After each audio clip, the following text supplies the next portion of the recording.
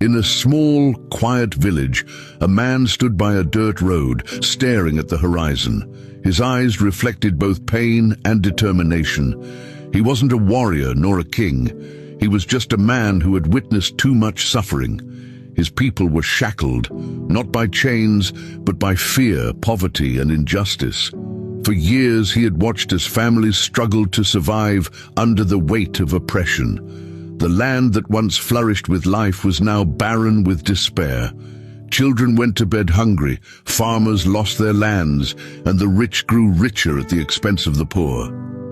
He had asked himself countless times, "What can I do? I'm just one person."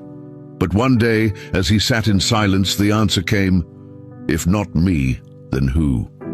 If not now, then when?" That thought changed everything.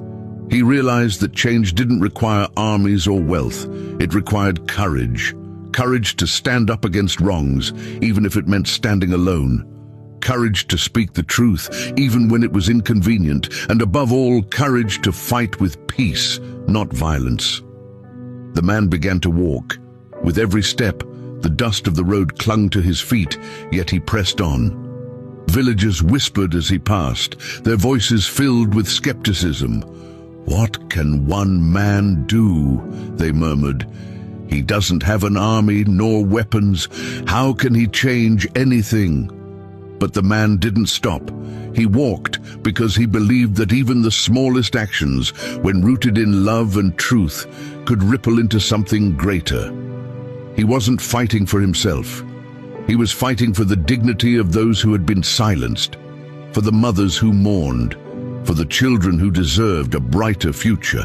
As days turned into weeks, others began to understand his message.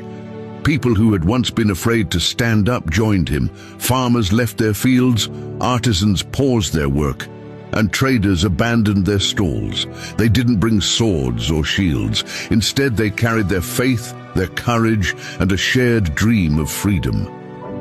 Their journey was not without hardships. Along the way, they faced threats, ridicule, and even violence. Many were beaten, jailed, and left to wonder if their cause was worth the sacrifice. But the man reminded them, "We are not here to defeat others. We are here to defeat injustice. Even if they strike us, we will not strike back. Even if they imprison us, we will not hate. Our strength lies in our love, our unity, and our truth." At one point, the man himself was captured and thrown into prison. His captors thought this would silence him, but they underestimated the power of his spirit. From his cell, he continued his mission. He wrote letters that carried his message across the world. His words, though simple, were filled with conviction.